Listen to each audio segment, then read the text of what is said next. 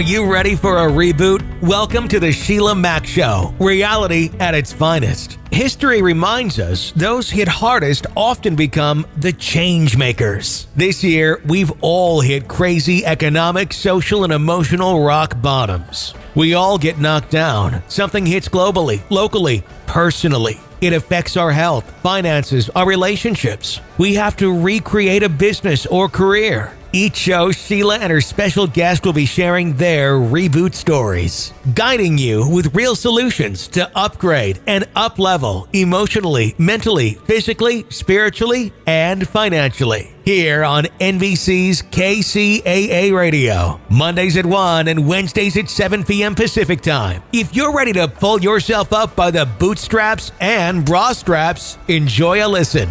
Here's Sheila.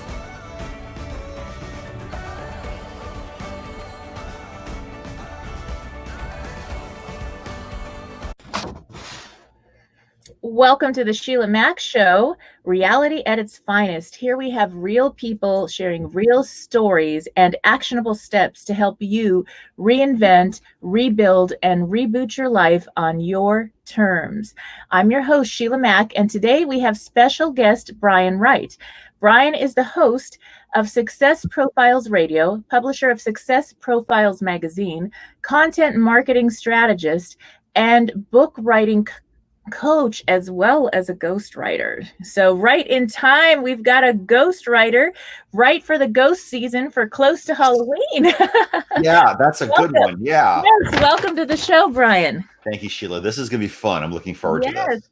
Yes. So I would love to ask you, one of the things this show is based on is my newest book, Bootstraps and Bra Straps, the formula to go from rock bottom back into action in any situation. And this year, we were hit with every situation under the sun. So I would love to hear maybe a time in your life or your business, or perhaps with one of your clients, where there was a tough rock bottom situation and how you were able to bounce back and overcome that. Yeah. I had a life-threatening illness in 2014. Wow. Okay. It turns out I had H1N1 and pneumonia at the same time. Yeah. Horrible combination, right? So I didn't know what was going on at first. And in late 2013, early January 2014, I just started feeling really lethargic. I didn't have much of an appetite. I wasn't eating. I wanted to sleep all the time. I was leaving work early. I was working in a call center at the time. I was leaving work early. And they probably thought, what's wrong with this guy? He doesn't work his hours. And I finally, one day I did my show, which is on Monday at 6 Eastern, 3 Pacific, an hour-long show. I did my show one day on a Monday, and it took every ounce of energy I had just to get through the show. And very much like your show, I'm sure the guest does the majority of the talking. So it's not like I was even spending very much energy except to, prompt and hold a conversation. But I was so dead dog tired by the end of the show that I just went straight to bed without publishing it until the next day. Now, my parents happened to be in town for the winter. And so I called them, left voicemails with both of them. And Dad called me back first. And I said, Dad, I've felt really very lethargic and unenergetic for 5 days. Something's not right. I don't know what's going on. Would it be possible for me to come over and have chicken noodle soup for lunch or something? And he said, would you like us to take you to a doctor? I said, that's actually a really good idea. So I drove out to Gold Canyon where they were staying and ended up going to urgent care. And they prescribed me with a Z-Pak because they were thinking pneumonia. Which is the first thing that they would normally think of. And they insisted that I stay with them in their RV until I got better. Well, 3 days later, I woke up and we had breakfast, and I had a half a strip of bacon for breakfast. I said, I'm full. And Dad said, no, there's something not right here. You're going back to the doctor. Went back to the same urgent care. I drove. My mom was with me. And I got in right away because there was no one waiting. And I'd already filled out my paperwork the first time around. So the next thing I remember, I was in the doctor's office. My mom was sitting beside me, and I thought, how did you get here? I didn't remember her entering the room. And the doctor was telling her he needs to go to the emergency room right now. He's not able to answer our questions coherently. He's not making any sense at all. I'm calling an ambulance now. And Mom and I looked at each other like, wow. Because really, honestly, just a few minutes before, I was driving a car. So fortuitous timing. Next thing I know, I'm getting wheeled into a stretcher. Into an ambulance. and going down the highway, and I was in the ER. Next thing I remember was the doctor telling me, we don't know what we're treating you for, but we're going to run a lot of tests. We don't know if it's pneumonia, the flu, or something else, but you're going to be here a while. I said, oh, a while? You mean like a couple hours? No. A few days, few weeks, maybe longer. I thought, huh.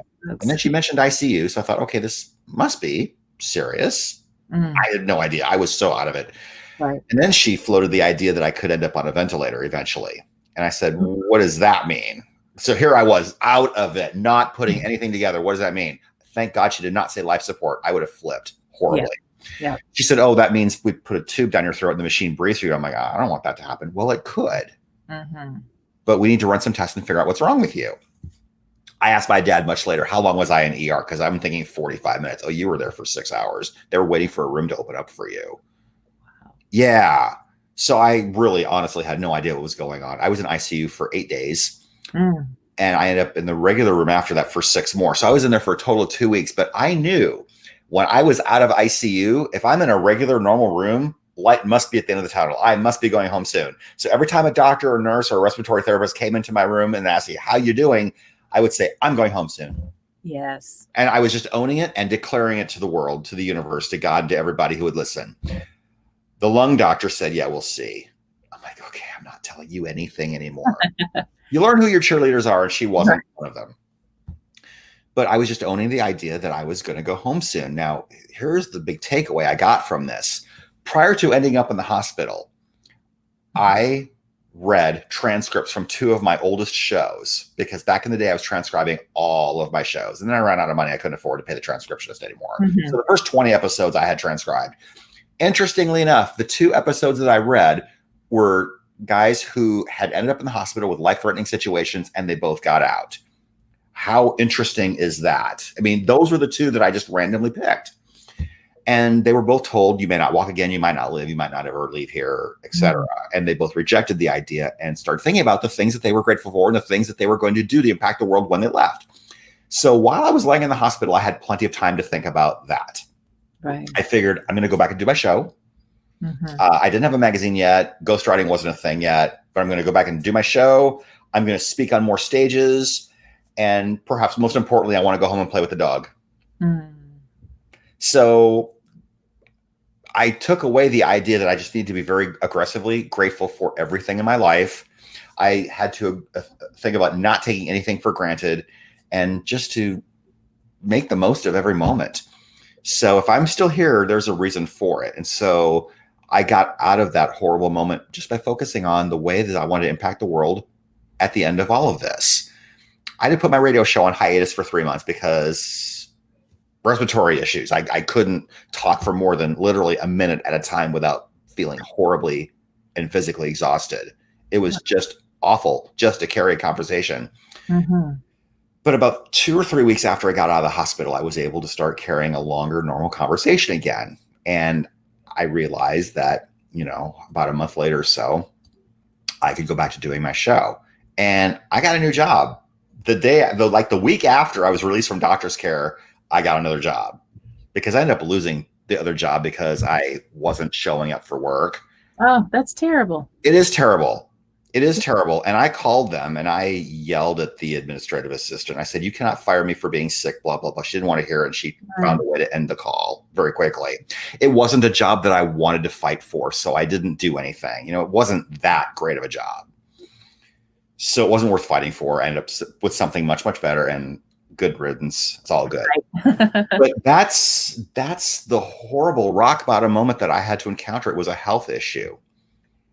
And this year, many people are going through health issues in one way or another. Yeah. So that's an important thing to remember to, get to the doctors, get the help that you need, ask for help when you need it. If something doesn't seem right, especially this year, you've got to check. And then that gratitude practice made a difference, and having goals, outcomes. Depending on your insurance might have a phone a nurse component to your coverage. So if you have that, call a nurse. It's free. It's probably part of your coverage. Check your coverage and see if your insurance company has that. Yes, and if you do not have coverage, There are local, you can just go to any emergency room. They will help you. And there's also, I just found out about this 211. Have you heard of 211? Mm-mm. Oh, see, I'm like the spokesperson for 211. They don't know it yet. But I've been sharing this. It's so important. They need to sponsor you. Pay you Yes, sponsorship really. money. Yes.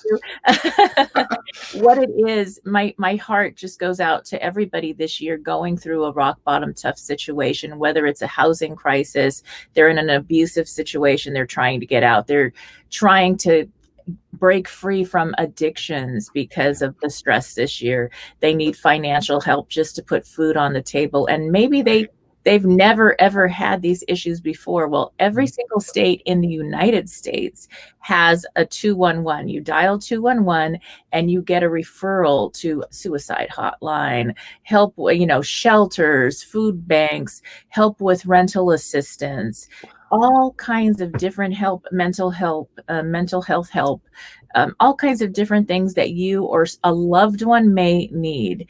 And this year, it's so important. Just 211 is the new 411. Yeah. This year, and it will help somebody just to have that in your mind. I actually found out about it through another person on the BSA program that we know. And so that's why the minute I found out about it, that was what I was looking for. And I didn't even know it existed. So 211 is our 411. Yeah. You can ask for help because you may not have insurance. Yeah. Or you may have lost, just like that job that you had, Brian, that let you go when you were sick. You may have that situation, and now you don't have insurance. A COBRA is ridiculously expensive. And if you're not working, you're not going to be able to pay that bill. And so and it happens all the time, and this year more than ever. Yeah. Yes, so true. So share with me a little bit about the ghostwriting part, about what you're doing in writing. It's interesting. I've always been interested in writing, even when I was a kid. In fact, when I was in school in study halls, I would write stories based on episodes of TV shows that I loved watching, such as Lost in Space, such as the Underdog cartoon. I would sometimes be really fidgety in church, and Mom would hand me a notepad and I would just start writing. And that's all she needed to do, was give me a notepad and I was good to go. I would scribble, doodle, write, whatever. So that's where I got started writing. Then in high school, I started writing a novel, and I wrote myself into a corner that I couldn't get out of. So I gave up and stopped. And then in college, I had English as a minor. I majored in communication studies, but one of the classes I took was a creative writing course, writing short stories, 15 to 20 pages, whatever it was. One of the stories that I wrote was based on the hypothesis that maybe perhaps somebody stowed away on Noah's Ark. And what would that scenario look like? Well, first of all, the professor was an atheist. It didn't go over well. Yeah. Didn't know that until I turned it in and got my grade back. Although I think I got like maybe a B or B minus or something. But he said this ended really abruptly. And that was the common feedback I kept getting from him. And I realized that my ideas were just way too big for a short story. And I realized that nonfiction is the sandbox I preferred to play in as I got older. So my show and my magazine and everything I do is based around personal development and business.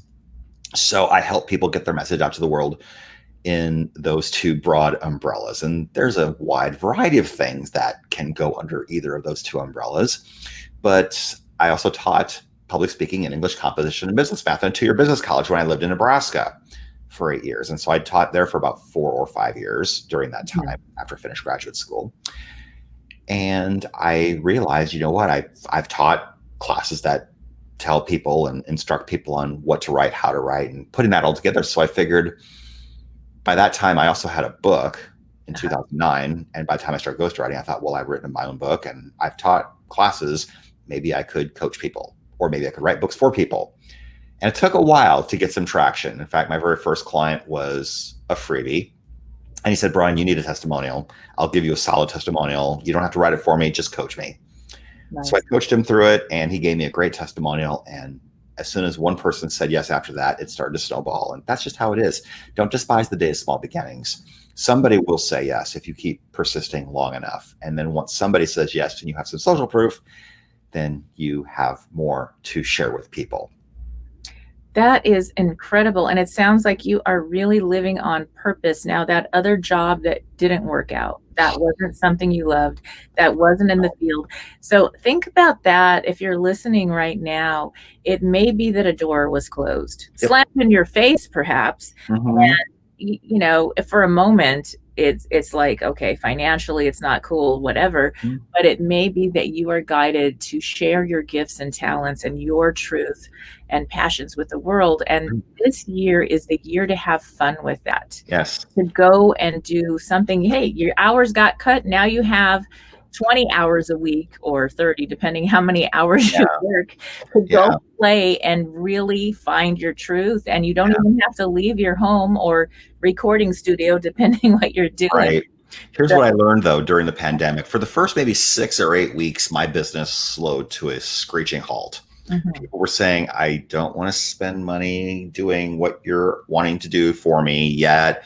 In fact, one potential client who still hasn't come back to me yet, Mhm. had said, I need to figure out if I still have a business after this. Right. And that makes it all real. But then I began to realize people are consuming content a lot more than they were before. So for the content creators, Yes, this is your time. that is. Do videos, write your book, write articles, get on podcasts, start a podcast, create content and put it out there. You don't know who's watching and learning and listening from you. In fact, one time I had someone get on my calendar, callwithbrian.com. And when I asked her how she heard about me, she says, I heard you on so-and-so's podcast. And I had to look it up. I had done that podcast 2 years prior. I had forgotten that I was on that show. Yes.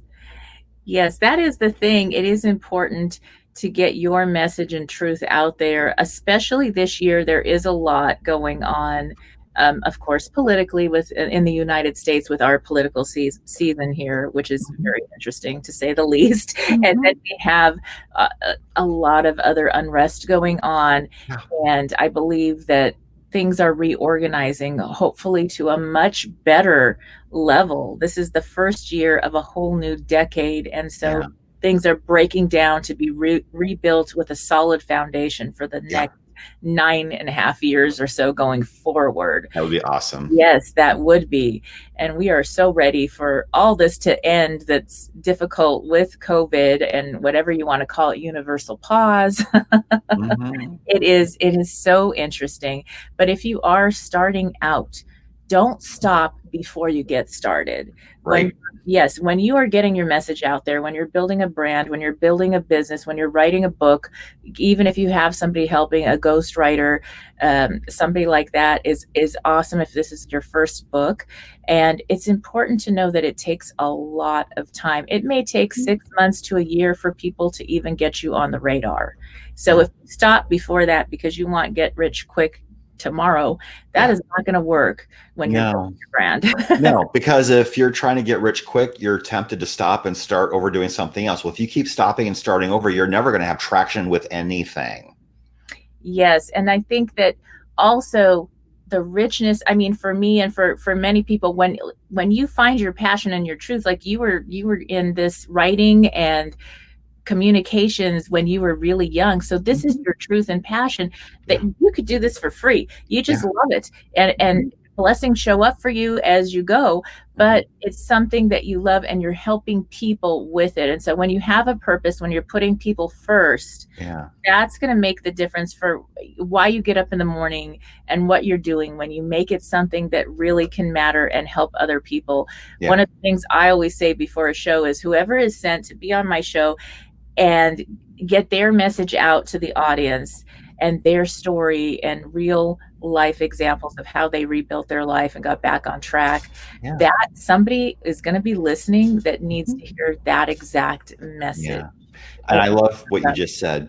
Because when someone tells me, oh, I'm going to wait and write my book, and I tell them, here's something you need to really think about if you're telling me you're thinking about this. Every day that you wait to write your book means that it's another day that someone who really needs you doesn't get to experience you and what you provide to the world. Write your book. Time will pass, whether you write your book or not. So do it. Let's go. Yes, I love that. And it's very true. We do have other situations that show up in life.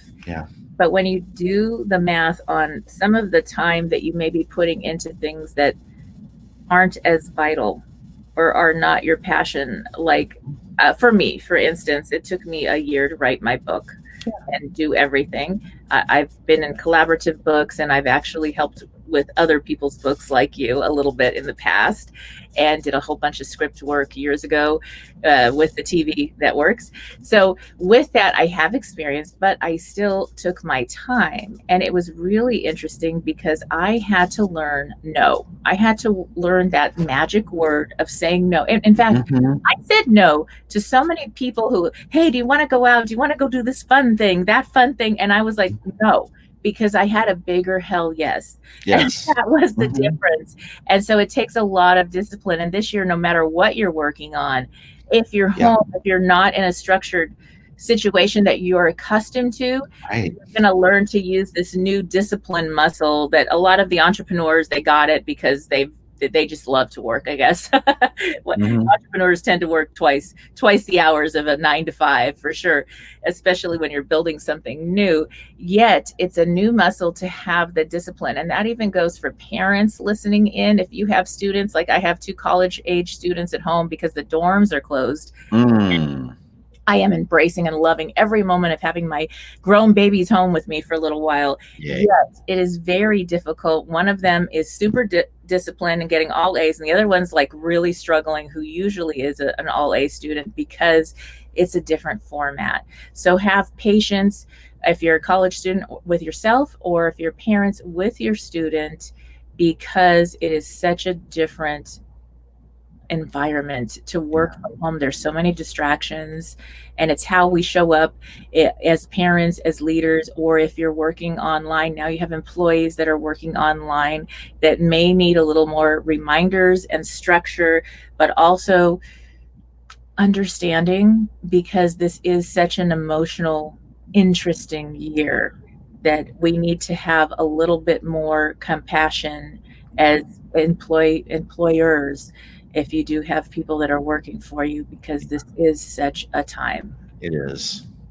Yes. It is. And it's a great opportunity to explore a side hustle and see if there's something out there that you've been dreaming about doing that maybe you should try. And I tell people, don't be afraid to try new things. Sometimes the things you become really, really good at in life are the things that you haven't even tried yet. Yes, this is an opportunity, and there's a gift in everything, and a universal pause. There are so many gifts, and just to have a gratitude practice like you had in that hospital, that gratitude got you to the next day and the next. And so that can make a huge difference this year. And don't forget, I think sometimes a lot of us may have gone into survival mode in one degree or another. And with that, you're not playing anymore. You're not laughing. You're not having fun. So have some fun. Have some fun with your employees. If you're working on Get Out the Vote, and I'm being nonpartisan here, so whoever's listening, may the best person win, and everybody vote, please. But if you are, then the best way to help people get out the vote is with happiness and with fun activities with that group. I worked on that for many years, and it was the fun part. They asked me what party I'm in, and I said Free Spirit. I didn't even know, I was so young, but it was the fun parts that made people come back and get involved with the work of getting the vote out. And this year it's even more important and interesting because there's fear with going to vote in person, or some places are closed and there's different ways and measures and things that are going on. So it is a wonderful way to get involved, or just to have, if your kids are home, have some fun days. Don't be so all serious. Remember, those kids and you need to laugh and have some fun. That is the freedom. A gratitude practice every day. You can even bring that to your workplace. Yeah. And start your meetings with the gratitude. What are you grateful for today? Yes. And I mean, I confess, I have cursed 2020. I have said this year, da da da da, and it's so bad. What's going to happen next? Aliens? What? And then I realized, okay, wait a minute. There's this study where scientifically you put words on a vessel of water, and the molecular structure of the water changes. So what Oh, word wow. can we put on 2020? Yeah. Yes. Well, we have not had giant mutant chickens yet, so That may be tomorrow. yeah, let's hope that, or giant mutant turkeys for Thanksgiving. Let's hope that does not happen. That's right. Well, we are getting a lot of 2020 hindsight too. Yeah. What matters most is coming. But I think that when you were in that hospital, that's maybe what came to you. And I know with my past experience being in the hospital at one point, you really learn what matters most. Yeah. And it's not what society says it's supposed to be. Yeah. Definitely.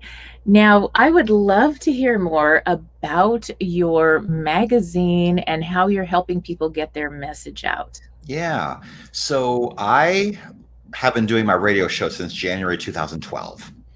And I realized after maybe 3 years or so that I had this content sitting there that I had published as my radio show, but I hadn't repurposed any of it. Mm.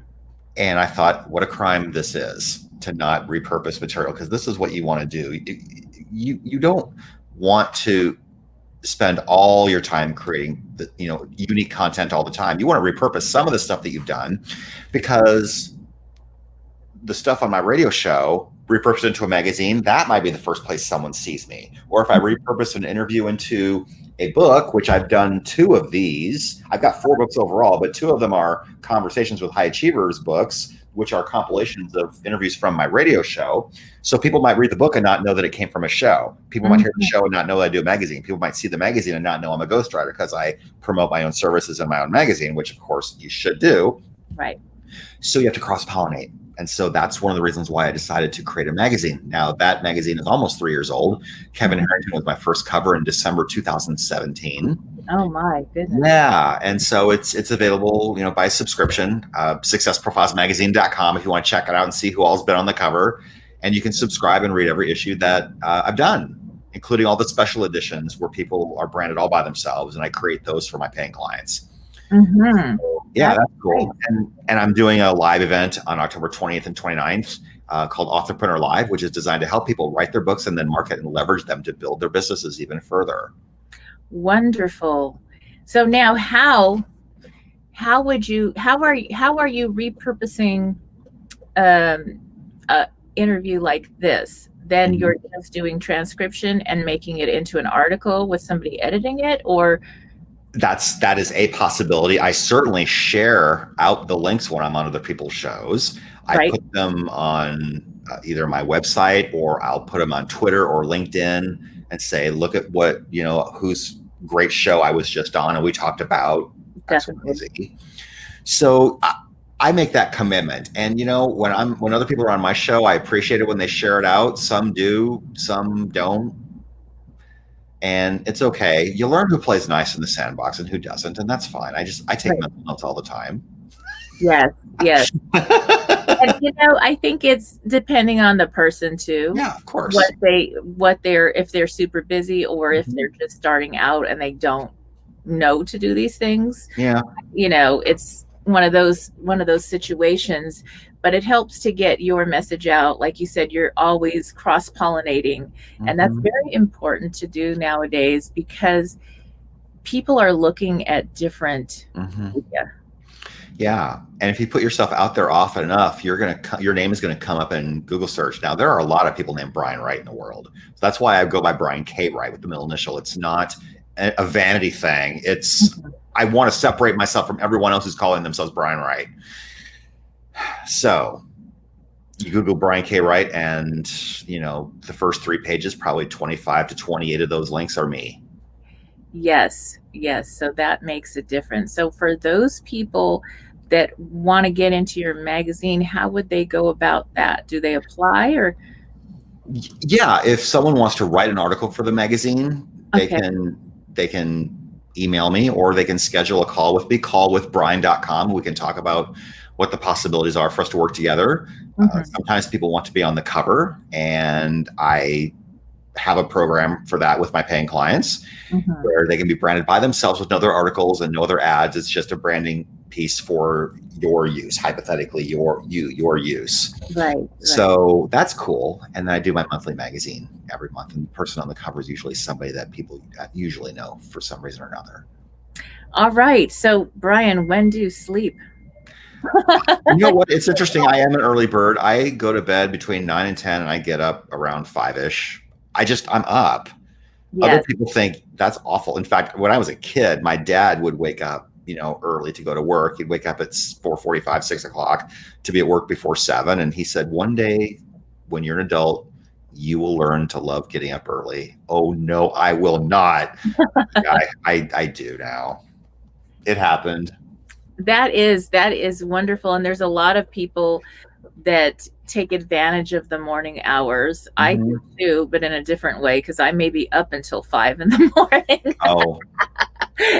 But there's something about having a quiet time where Absolutely. there's no disruptions and nobody's there to do whatever, and you can just get things done and stay on track. So it depends on what I'm doing. And I think I've had jet lag from my own living room, because because we're online. Now I have groups in Australia. I have groups in South Africa where I lead courses. And so their time is upside down. So I may be up until 4 or 5 in the morning because I'm leading a mastermind or a course with a group that's in another country. But it's so beautiful because I would have never been able to connect with them if it wasn't for the universal pause, because they weren't an audience. Yeah. Yes, and now they are. This is what I love living on the West Coast. I'm in Arizona, so almost the West Coast. Is if I'm trying to get work done at 6 a.m., my East Coast clients are already up. It's 9 o'clock. Their day has already started, and so messaging them is not a problem. Yes, and I think that's the thing too, is that because we have the different time zones, it is important to get your message. Like I actually have a 5 a.m. show now that comes on, and then I have one in the afternoons as well. And so that's a little different and interesting, because really it's rush hour in New York. Yeah. At 5 a.m. Pacific. So it's nice to be able to reach a whole new audience. And I see the difference in who's connecting with me, and you can see like from where your audience is pulling. And so I get way more on the East Coast because that's their time. Yeah. So it's interesting that way. Yeah, absolutely. Now, do you have any tips for people that are they have a book inside of them? They have a message they want to get out, and they don't know where to start. What tips would you give them?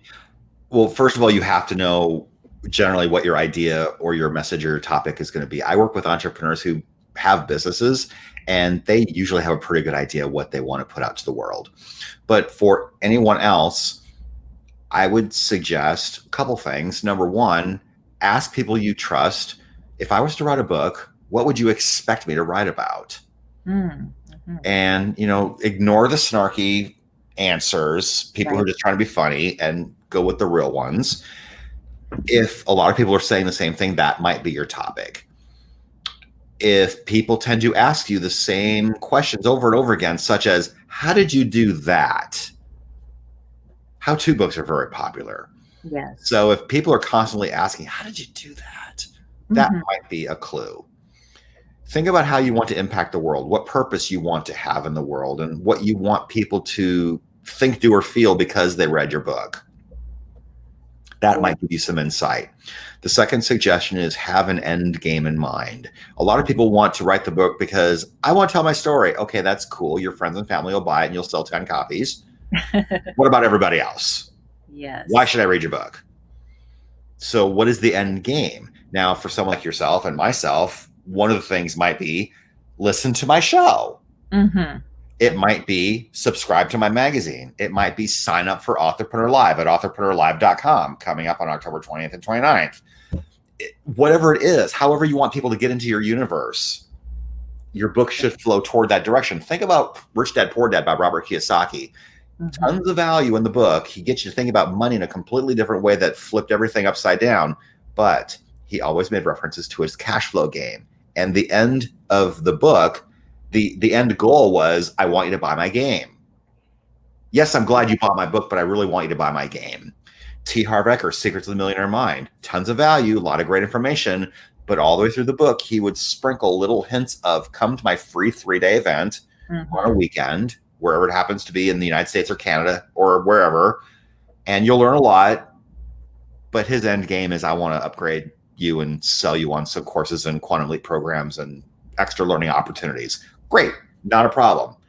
But his book is the beginning of all that. So the book isn't just the thing. The book is the beginning of the thing, especially if you're in business. So think about what you want the end game to be. Where do you want people to go after the book is done? How do you want them to think, act, and feel about whatever it is your book is about? And then finally, I would also say just, promote it. Have a way to promote it. How are you going to promote it? Social media? Are you going to do bookstore signings? Are you going to ask your friends to buy your book? Are you going to sell bulk copies? Are you going to speak on stages and sell 100 copies to everybody in your audience? Or are you going to ask the event planner to buy 100 copies at a severe discount so that you can move your books? Right. Right. So those are things I would think about when putting a book together. How-to books are really, really great. And, I think it's really like a calling card or a business card, a way to get your foot into many doors if you want to get into speaking or just share your message. I do consulting with medical groups, and I have 2 of those doctors that have both a radio show and they also have books out, and they do like stem cell therapy and all these other things that are, higher end things that are incredible. Yet it's the book that really helped them to get their message and reach audiences that didn't even know there was something like this stem cell. They've had these books out for years now. 8 years before most people heard of the stem cell treatment. And yes, so that I believe Jack Canfield, when he wrote his book, The Success Principles, he talked about the book called The Road Less Traveled. He did something to the author of the book, Scott Peck, I think was his name, did something every day. He did an interview every day on somebody's show or podcast to get the word out. It took a long time for his book to get in the bestseller list, but it stayed there for a long time because he kept promoting. That's it. You don't stop. You don't stop when the book is out. That's when you stop. That's when the work starts. That's exactly right. I'm learning as I go, and it is exactly right. And I'm having a blast with it. So it's something, for mine, it was, I lost my house, I lost my cat, and I lost my car to the Ventura, California fires in 2017. Oh. And I wanted to write a book on how I bounced back and got on track and create a community so people don't feel so alone when they're going through tough situations. Yeah. And in the book, I have interview other people, share my story, and we talk about, just like on this show, we talk about different tough rock bottom situations and how you get back on track. And we use a formula. And with that, my only goal was that it reach people that are looking for help going through tough situations. I had no idea 2020 was going to hit right when the book was going to come out. I had a course correct for the speaking tour that I was going to do and those kind of things, and the book tour because things were closed and opening, but yet it's doing very well. And now it's on Audible as well. I don't know if you do you do your books on Audible also? Well, this book is based on interviews from my radio show, so people can already listen to these for free. Right. So there's no point in putting an audio book together unless I redacted the commercials and put my own thoughts about what the guest and I are talking about at different points in the middle of the interview. But then I have to measure, is the time investment of doing that going to be outweighed by the number of people who might buy it? And I decided maybe not. Right. So I just didn't do it. If people ask about the audiobook, I steer them to successprofilesradio.com. You can listen to any episode of my show. That's where the books come from. Yeah, that makes sense. And it just depends on, for me, I'm selling 2 to 1. My audiobooks are selling twice as many as because people are listening, I guess. Yeah. And they're busy. Maybe they're busy doing other things in their house or, taking a walk finally, and all these things that we're finally being able to do as the world starts to slowly open again, depending on where you live. Yeah. So I had a blast doing that process though. I enjoyed it. So there's so many opportunities and options with this. Brian, we're coming to the end of our time, and I'd love for you to share how listeners can connect with you. Yeah. So people can listen to my radio show, successprofilesradio.com. They can subscribe to the magazine at Success Profiles Magazine. They can sign up to come to my free event on October 28th or 29th, or invest in the recordings, the playbacks, if they can't listen live on October 20th and 29th. It's authorpreneurlive.com. And if someone wants to chat with me about possibly working with me, call with Brian with an I, callwithbrian.com. Be glad to talk to you. All right. Okay. Thank you again for being a guest on the show, and we will be right back. All right. See you next time. Thanks. If you're just tuning in, this is the Sheila Mack Show, reality at its finest. Here we have real people sharing real stories and action steps to help you rebuild, reinvent, and reboot your business and personal life on your terms. I'm your host, Sheila Mack, and we were here today on NBC's KCAA Radio, the station that leaves no listener behind.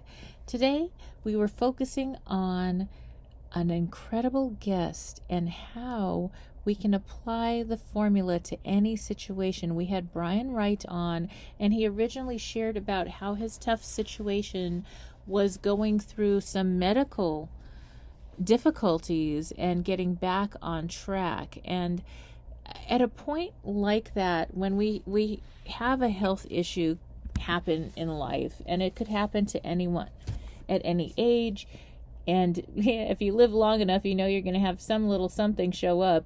And sometimes it's like this year, I think our focus a lot has been on wellness. And sadly, we have had family, friends, or loved ones that have ended up in the hospital dealing with the COVID and this pandemic situation. So health and wellness is very much on everybody's mind this year.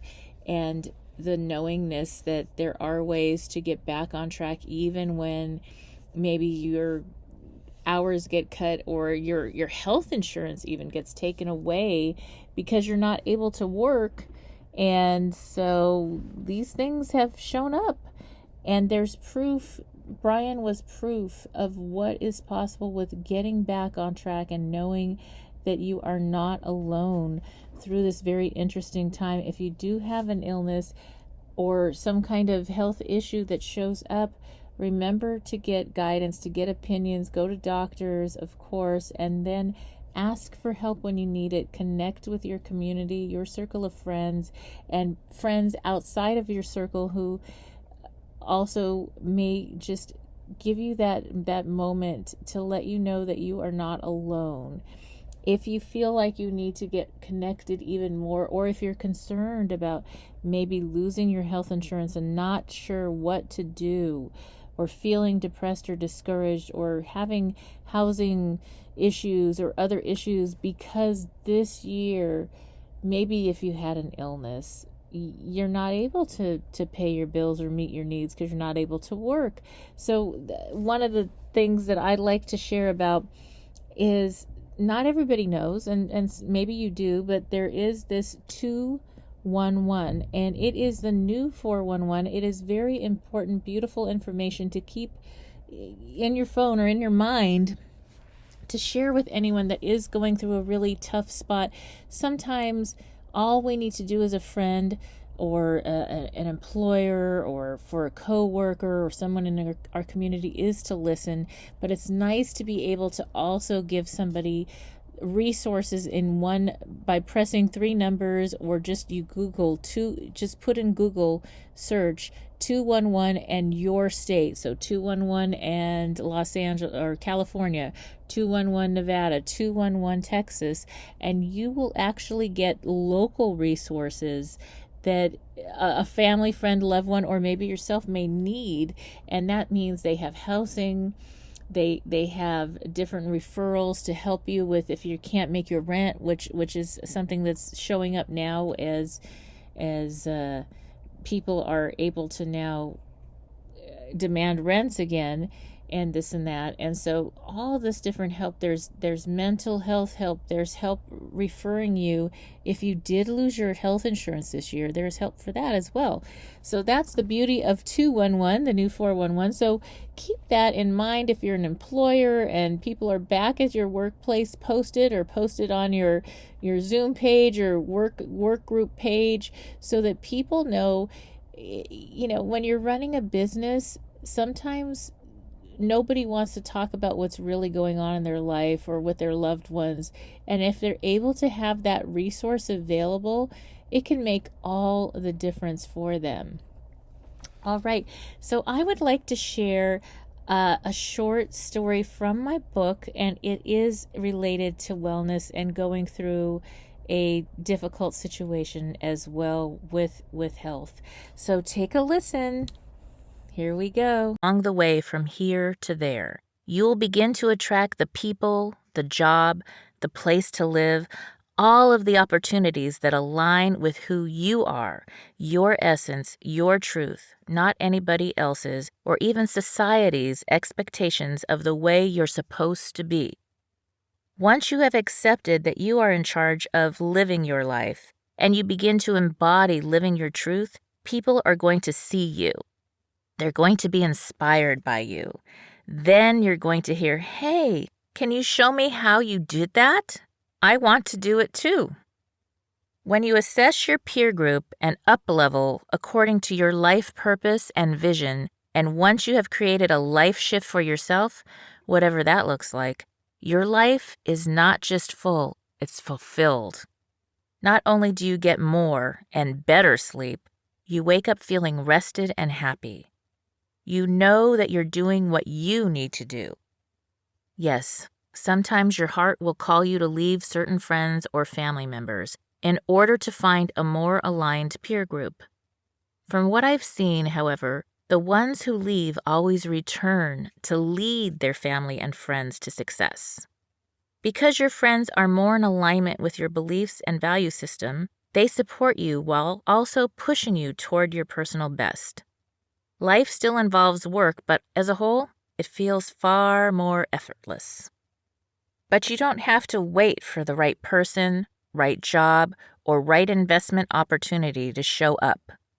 You can start living now, so that every moment as you go forward through the process of recovering from rock bottom and redesigning your life is one more step to being the best version of you, the one who came back to guide you now. You are going to walk out of your tough spot one small step at a time, and that's what this book is going to help with. Choosing the next small action steps that you can actually take even when things feel overwhelming. Because you have had the experience of getting through this rock bottom moment, you will know that you are strong enough to get through anything.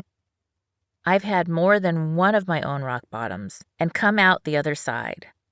Let me tell you about my first. The descent. I was 18 when I got a huge surprise. I was pregnant with my son, my first child. That was not my rock bottom moment. Each of my children, I now have 6, 3 of my own and 3 fostered to adopt, is a blessing. I was young, expecting a little one, and I had to figure out my life fast. While I was pregnant, I took a computer programming class at the local community college. Then, at the beginning of my second trimester, I got a kidney infection. The baby's dad and his family brought me to the hospital, and they left me there when they heard the doctor say that I had blood poisoning and needed an emergency abortion or I might not survive through the night. In my family's religion, I was raised to believe that abortion wasn't an option, and I thought that the hospital didn't want to try to save the baby because I didn't have any insurance. I was sick with a high temperature and yelling at my doctors while refusing to sign the form to agree to the procedure. Just then, a woman walked by, an intern, and said, "Why don't we try this new drug, Cipro?" The doctors were all angry with the intern and with me, but we agreed to give the new drug a try. Looking back, I suppose the doctors were trying to help me make a life-altering decision using my infection as a very plausible excuse. They witnessed my boyfriend and his family walking away once they announced my grave situation. Being a young mother with little to no support or family is a tough journey, and medically my body was being poisoned. I very well could have died that night. During that critical time, the doctors tried to save my son's life and mine. Sadly, my boyfriend and his family left me there to die without even saying goodbye. They never came back to the hospital, not until close to when my son was born. My boyfriend eventually came back into my life, and I later married him, for all the wrong reasons, but that comes in a future chapter. I felt alone on the planet. I hadn't talked to my family in years. I had spent the prior 8 years homeless or in the foster care system, and my friends were too young to fully grasp the situation. I sat there scared to live on and terrified that I may die with no one by my side. What did I ever do to be so unlovable? I wondered. The truth was, I wanted desperately to live and to be loved, but I was too scared to have a pity party, as my life and that of my child's could be over before morning. I had this knowing that I needed to stay prayerful and positive to ensure that the drug worked. And it did. My blood levels became safe, and I was happy that they didn't have to abort my baby. The doctors told me that because the kidney infection was so bad and it was a high-risk pregnancy, I would have to stay in the hospital for a few months. I was put in a shared room, and all of a sudden, I finally wasn't alone anymore. My roommate, Shirley, had been a bus driver for the city of Los Angeles. She was tough and a bit salty. When I filled her in on my situation, she told me what she would do to that boyfriend and his family if they ever showed up. We became instant friends as we both had only each other. Although Shirley had a few family members visit, for the most part, she was roughing the hospital trip alone as well. One day, however, the doctors announced that Shirley was well enough to be released. I had the room to myself, and in that moment, I had to make a choice about what was going to happen next and how I was going to show up for myself and my baby. I decided that I was not going to let anybody else be lonely in that hospital. I was going to be there for those other people. I noticed so many patients didn't have family visiting them either. Even the youngest children were sometimes alone. I walked around and talked to the other patients all day. The nurses showed me how to give them juice or water depending on the person's medical needs. I guess I adopted them all and found that by giving love away with no expectation, I received love in return. That choice, deciding to help other people, is what healed me and got me through those difficult times. Hitting bottom. My son was born very sick and almost died. He had severe sinus and ear infections from birth, and those moments, cradling his hot body in the hospital as he shook with fever-induced convulsions, and the doctors had to place him in ice to bring down his temperature, that was my rock bottom. Because I had been in the hospital for 3 months, obviously I hadn't been able to go to work. I had been living in a converted garage in East LA, and I was just barely able to get by without losing everything I had. I knew that I had to get back to work in order to pay for health insurance for both of us. I was so young, and I didn't feel that I had a lot of resources or help that I could turn to, so I had to figure that shift out for myself. I had to start over from rock bottom. I finished my programming certificate at community college. I got extra student loans in order to get through and rent another small place. Sometimes food was a luxury. One week I only had a jar of peanut butter and a bag of oranges to eat. I was so grateful when a friend invited me over for dinner. NASA's Jet Propulsion Lab posted a job opening for a beginning programmer, a position that came with both health care benefits and a bonus to cover childcare. I needed that job. It was the highest paying position I could get at that time from a young mother's perspective. I wasn't the best student, but I got the job because I was the only one who went in and applied for it. Everybody else's attitude was, "You can't apply at JPL. That's for geniuses. There's no way they'll hire me." That's when I learned that the secret is to always ask. Sometimes that's all it takes. Less than a month after my son was born, I started working again.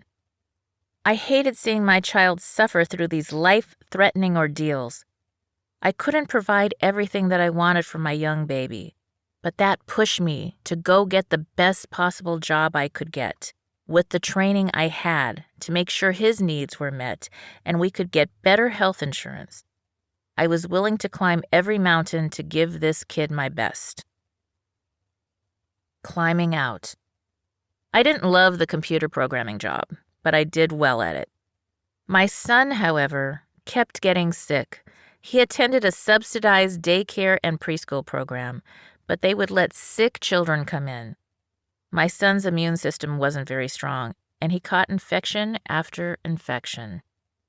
Once or twice a month, I would have to rush him to the hospital for treatment.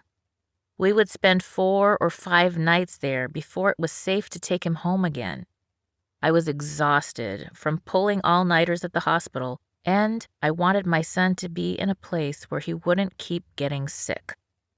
All those hospital visits cost money. Because of the ear infections, my little one's hearing wasn't very good, and he needed speech therapy, which cost more money. I needed to move him out of that daycare. I needed to make more money than what the government job was paying at JPL. I had to take a risk. Leaving that job meant I had to find another position that had health care benefits and allowed me to pay for the quality child care I needed to provide the best for my child. I transferred to a job at the phone company. My shift was late, 3 o'clock until midnight, but it provided health care and a better paycheck. I worked overtime and holidays that nobody else wanted to work, so I could save up to do something different. During the day, I was a teacher's assistant at my son's new school and trade for discounted school tuition. In my spare time, when it was slow at work or before falling asleep, I would shop for used items to sell on the side. I went to garage sales and dug through the offerings, looking for things that could be fixed up and resold. I spent hours at antique stores hunting for hidden bargains and started going to auctions at storage facilities. Back then, we didn't have the internet. If you're tuning in, that was a shared example from Chapter 2 in the Bootstraps and Bra Straps book, the formula to go from rock bottom and back into action in any situation. So if you find yourself hitting a rough spot this year, remember that there is always a way. Start by seeing how you can share love and give back out of your head and into your heart in one way or another. Even if you are stuck and you can't even move, sending love intentions to your body first and to healing energy, and then sending love and light out to those people you care for most, and those people, the doctors, the nurses, whoever's caring for you, is going to make all the difference. I hope that helps, and I look forward to seeing you next time. As always, I wish you life, love, laughter, and light. Have you lost your job? Have you lost a loved one? Are you exhausted caring for your parents, for your kids? Well, you can find immediate relief when you read Sheila Mack's new #1 bestseller, Bootstraps and Bra Straps. It contains the Boots formula to move from rock bottom back into action in any situation, especially right now.